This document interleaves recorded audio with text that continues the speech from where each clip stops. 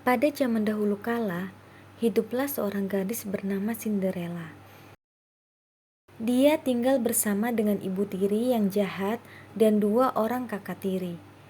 Dia bekerja keras sepanjang hari dan pada malam hari dia tidur di samping perapian, di atas abu perapian. Pada suatu hari, sebuah surat datang dari kerajaan. Pangeran kerajaan tersebut mengadakan pesta dansa dan semua orang diundang ke sana. Ibu tiri Cinderella berkata kepadanya, "Kau tidak boleh pergi. Kau harus tetap berada di rumah dan menjaga perapian." Kemudian, tibalah hari diadakannya pesta tersebut. Cinderella membantu kedua kakak tirinya bersiap-siap. Bersenang-senanglah di rumah, ejek mereka. Cinderella yang malang hanya dapat melihat kereta yang semakin menjauh. Dia terduduk dan hampir menangis. "Seandainya aku dapat pergi ke pesta dansa," katanya lemah. Tiba-tiba, seorang wanita tua yang terlihat baik muncul di hadapannya. Dia memiliki sayap yang berkilau dan memegang sebuah tongkat sihir. "Hai Cinderella," katanya. "Aku adalah ibu perimu. Aku akan mengabulkan keinginanmu. Kamu akan dapat pergi ke pesta dansa." Ibu peri tersenyum dan berkata lagi, "Pertama, kita memerlukan sesuatu yang dapat mengantarmu ke sana. Ambillah sebuah labu yang paling besar dari kebun sayurmu." Dia mengayunkan tongkat sihirnya dan labu tersebut pun berubah menjadi kereta. "Sekarang kau memerlukan beberapa kuda dan seorang kusir untuk mengantarmu ke istana," kata ibu peri lagi. Dengan mengayunkan tongkat sihirnya 2 kali, 4 tikus kecil berubah menjadi 4 kuda dan seekor tikus besar berubah menjadi kusir. "Sekarang untuk bagian yang paling penting, gaunmu," kata ibu peri. Dia memutar tongkat sihirnya, dan saat Cinderella melihat ke bawah, dia telah mengenakan gaun yang indah dan sepatu kaca yang berkilau.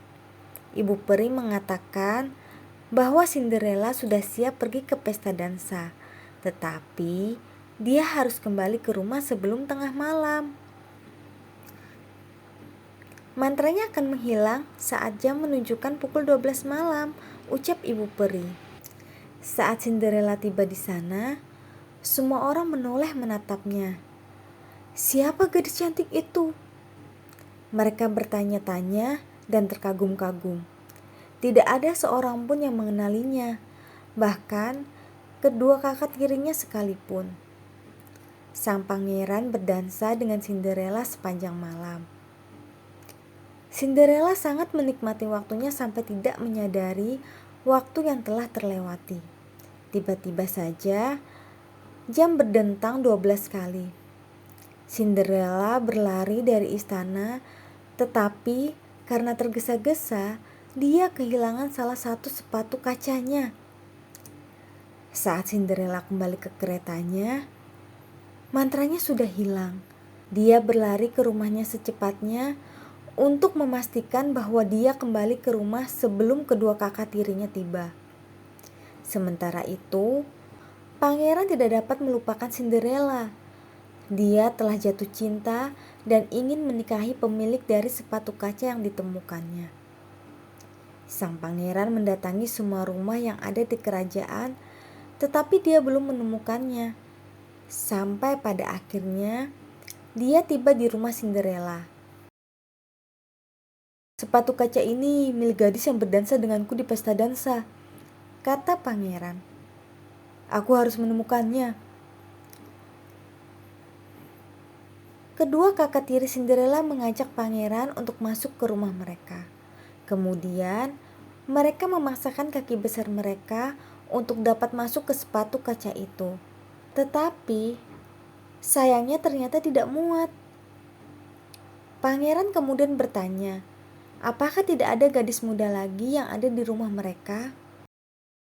Tentu saja tidak, kata kakak tiri Cinderella.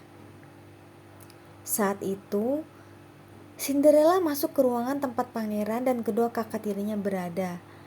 Tetapi, sebelum dia dapat mengatakan sesuatu, ibu tirinya berkata, "Tidak, bukan dia. Dia bekerja di dapur kami. Dia tidak pergi ke pesta dansa."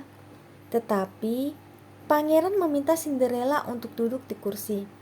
Cinderella memasukkan kakinya ke sepatu kaca dan ternyata sepatu itu sangat pas di kakinya.